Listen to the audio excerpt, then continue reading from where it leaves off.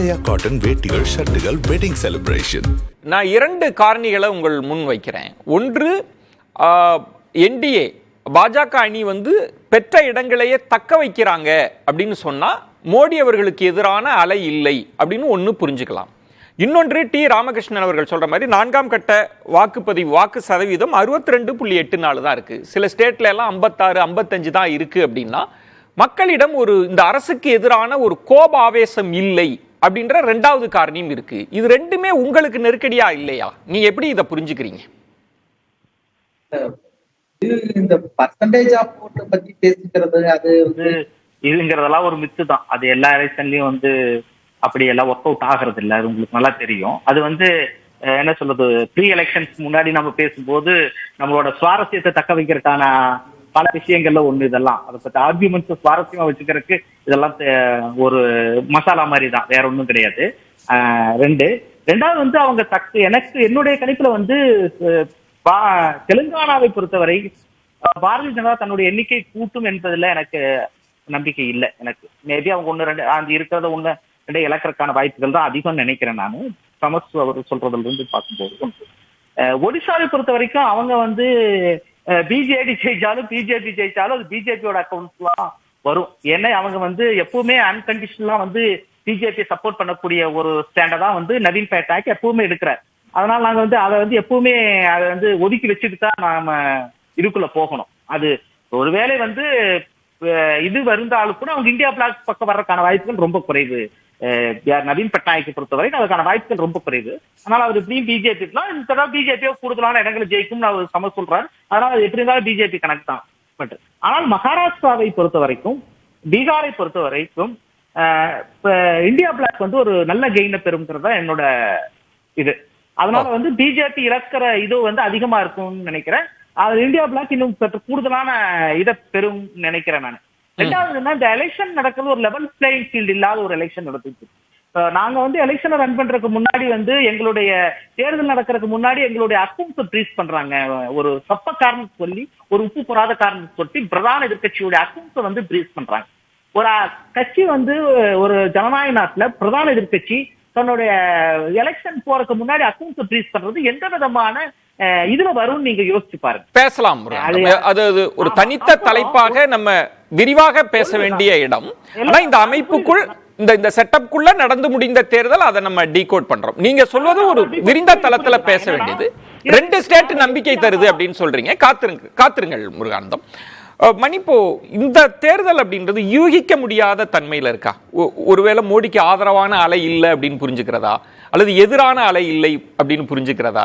எப்படி டீகோட் பண்ண ரொம்ப சிரமமா இருக்கா அந்த தேர்தல்? கண்டிப்பாக இது யூகிக்க முடியாத ஒரு தேர்தல் தான். ரொம்ப டைஸியாக தான் இது இருக்குது உங்களுக்கு. அதில் இப்போ 7 ஃபேஸ் போகும்போது அது கட்சிகளுக்கும் இல்லை நம்மள மாதிரி இருக்கவங்களுக்கும் பார்வையாளர்கள், பத்திரிகைகள் எல்லாருமே பர்த் பேங்க்ஸ் பிரசவ வேதனை தான். இது 41 days எலெக்ஷன். நீங்க சொன்ன மாதிரி பிடிச்சதை பேசுறதா, கண்டிப்பா பேசுறதா, எல்லாருமே நான் உட்பட பிடித்ததை தான் பேசிக்கிறோம். அதில் எனக்கு மாற்று கருத்து இல்லை. ஏன்னா இது அப்படித்தானே போய் முடியும். அது கூடிய வரைக்கும் எவ்வளவு தூரம் நம்மளே கண்ட்ரோல் பண்ணிக்கிறோன்றது தான் விஷயம். அது அளவுகோல் தான் வேறுபடுமே ஒழிய மற்றபடி நீங்க இல்ல உங்களை போன்ற அனுபவம் வாய்ந்த பத்திரிகையாளர்களால் ஒவ்வொரு தேர்தல் முடிவுகளை பார்த்தவங்களால களத்தை புரிஞ்சுக்க முடியாதா? ஒரு தேர்தல் அதுக்கு எதிரான அலை அப்படின்ற இண்டிகேட்டர் வச்சு புரிஞ்சுக்கிறதுல சிக்கல் இருக்கு. என்னால உண்மையிலே புரிஞ்சுக்க முடியல. ஏன்னா நான் 5 மாநில தேர்தலுக்கு முன்னால வரைக்கும் ரெஜிம் சேஞ்ச் இருக்கும் நான் நம்பினேன். பட் டிசம்பர் 4ஆம் தேதி 5 மாநில தேர்தல்களில் ராஜஸ்தான், சத்தீஸ்கர், மத்திய பிரதேஷில் அந்த வெற்றிக்கு பிறகு என்னால் ரெஜிம் சேஞ்ச் இருக்குமான்றத என்னுடைய நம்பிக்கை கணிசமாக குறைஞ்சிருக்கு.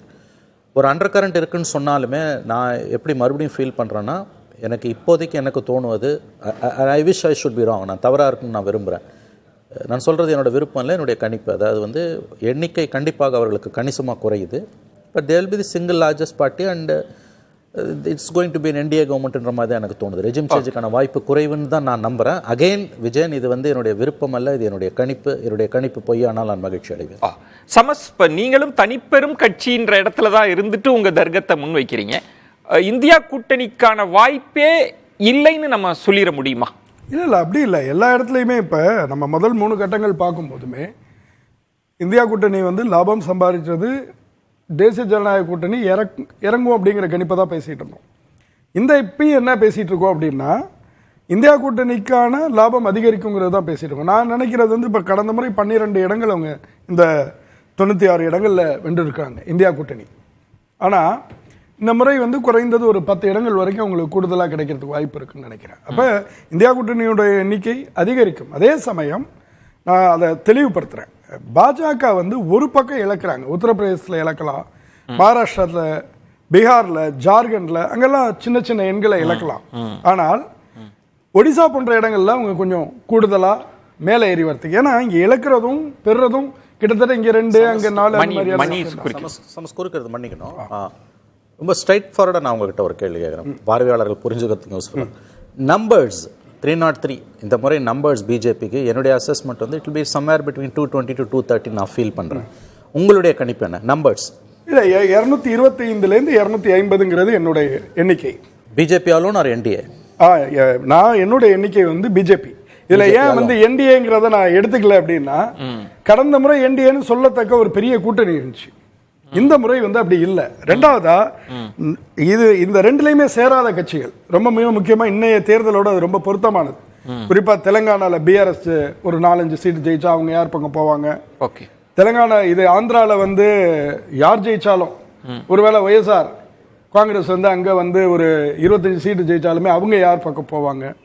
அல்லது ஒடிசால முருகானந்தம் தொங்கு நாடாளுமன்ற நிலை வருவதற்கு வாய்ப்பு இருக்கா? அதுதான் சொல்ல வரேன். அதுக்கு வாய்ப்பு இருக்கா? இல்ல அப்படி இல்ல, அதுதான் சொல்ல வரேன். எப்படின்னு சொன்னா, இந்த ரெண்டுலையும் சேராதவர்கள் யார் பக்கம் போவாங்கங்கிறது ஒரு கேள்வி இருந்துச்சு. சரி, இன்னும் சொல்ல போனா இந்த தேர்தல் ஆரம்பிக்கும் போது பாஜகவுக்கு அதுல ஒரு அட்வான்டேஜ் இருந்ததா நினைச்சேன். காரணம் என்ன அப்படின்னா, இப்ப முருகானந்தம் குறிப்பிட்டது போல ஒடிசால யார் ஜெயிச்சாலுமே அது பாஜக கணக்கு தான் அப்படின்னு அவர் சொன்னார் இல்லையா?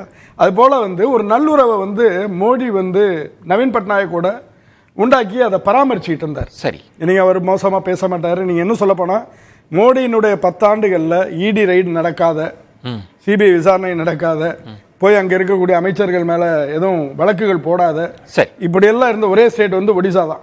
ஆனால் இந்த கட்டத்தில் வந்து மோடி அதையும் பிரேக் பண்ணிட்டார். நீங்க அவர் சும்மா இருக்கிறவரை போய் அங்க நவீன் பட்நாயக்கு பிடிச்சி அவருக்கு மாவட்டத்தோட தலைநகரம் பேர் சொல்ல தெரியாது, மாவட்ட பேரையே சொல்ல தெரியாதுன்னு சொல்லி 24 ஆண்டுகள் அதாவது இந்த முறை அவர் வென்றால் இந்தியாவினுடைய வரலாற்றிலேயே அதிகபட்சமாக நீண்ட காலம் முதல்வராக இருந்தவர்னு சொல்லி ஒரு வரலாறு படைக்கக்கூடிய ஒரு முதல்வரை போய் அவ்வளவு இழிவா அவர் பேசும்போது அது ரியாக்ட் பண்ணுவாங்க. அப்புறம் முருகானந்தத்தோட கருத்துல இருந்து இங்க மாறுபடுறேன். சுருக்கம், நவீன் பட்நாயக்கை பொறுத்த அளவில் யார் வெல்லக்கூடியவர்களோ, காங்கிரஸ் வென்றால் காங்கிரஸ், பாஜக வென்றால் பாஜக, அவங்களுக்கு ஆதரவு கொடுத்துருவார்.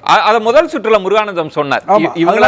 நம்பிக்கை கொடுத்தா அதனால வந்து ஒடிசா வந்து ஒருவேளை பிஜு ஜனதா தளம் அங்க எண்ணிக்கை அதிகமானுச்சுன்னா சரி, வெற்றி வாய்ப்பு வந்து இந்தியாவுக்கு இருக்கக்கூடிய, இந்தியா கூட்டணிக்கு இருக்கக்கூடிய பட்சத்துல அவங்க அதுல இணையறதுல பிரச்சனை இருக்காது.